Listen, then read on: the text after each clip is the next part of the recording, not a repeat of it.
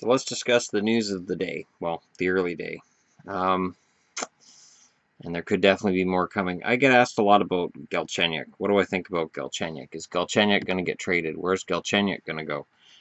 You know, if Montreal makes that move, if Montreal decides, we're going to get rid of Galchenyuk, they're insane. I really believe that. Not every young player becomes a superstar overnight. And Galchenyuk's shown enough that I would think you're going to keep him. And yet, he seems to be on the market.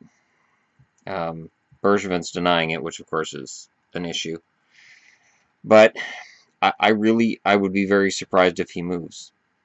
Now, on the Dion Phaneuf front, apparently Phaneuf submitted a no-trade list. So he's saying, fine, if you guys want to trade me ahead of the expansion draft, go for it, but here's the places I don't want to go. I'm guessing Vegas is on the list. I'm also guessing Vancouver's on that list. I'd be willing to wager Toronto's on that list. It's mutual. I would think Calgary's probably on that list. Maybe not. He might be willing to go back to Calgary. I don't know if Calgary would be willing to take him back. His cap hit's going to be problematic. And the fact that he submitted a no-trade list means he's willing to be moved. He just doesn't want to go in an expansion draft, which is fine. The Hurricanes extended Teravainen to a 2-year deal worth $2.86 million for 2 seasons. That's fine. They have room. They have room under the cap. They're not going to be hurting. The Islanders. So we've been discussing the Islanders and their follies in Brooklyn. They're playing in the preseason, an exhibition game in Nassau. They're playing in their old Coliseum. Now, this to me signals the NHL dipping its toe in the water and saying, all right, let's give this a shot. And the Islanders organization doing the same. The best resolution to the Islanders' problems would be a move back to a rejuvenated Nassau Coliseum. And maybe the promise of something better further down the road. But,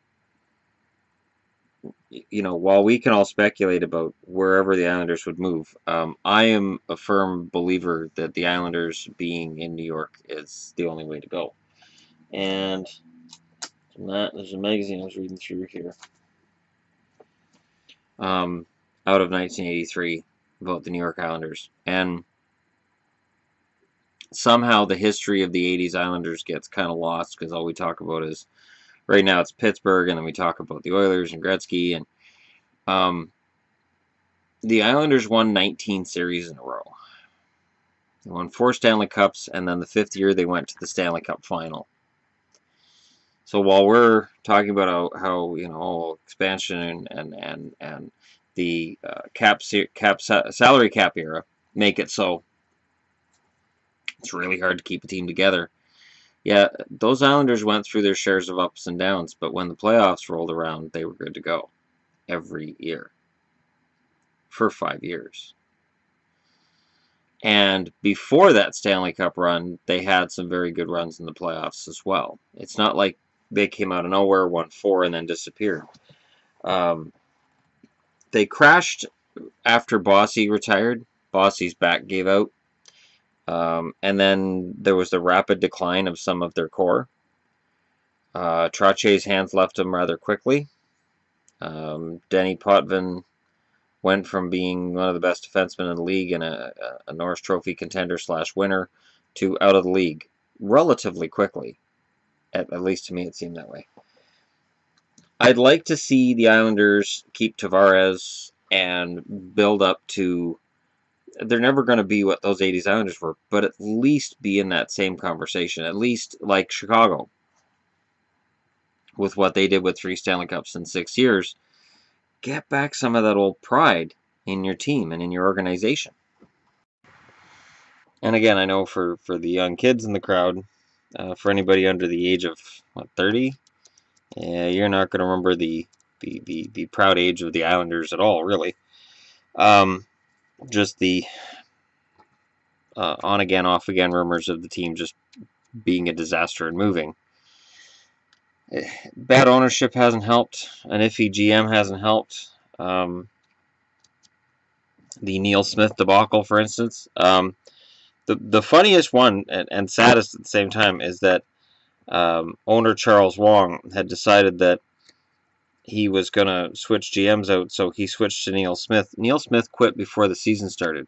He didn't last the summer.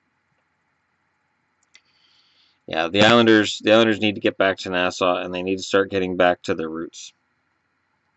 What made the team appealing to people. And they need to get back to that. And hopefully this exhibition game starts that conversation. They're talking about the Avalanche buying out Boschman. No, that doesn't deserve its own video. Boschman's a shadow of what he once was. And I really... I'm not surprised. This means that anybody Colorado would have had to worry about losing off the blue line. Now they don't have to worry about it. That's why I didn't really talk about Colorado. The Wild picked up Tyler Graovac. Or no, Washington picked up Tyler Graovac from Minnesota for a 5th rounder. Again, it doesn't deserve its own video. Graovac's a bottom 6 guy. I'm not sure. I'll trust McClellan on that one, I guess. And then the news has come out that Matt Murray tore his hamstring during the playoffs.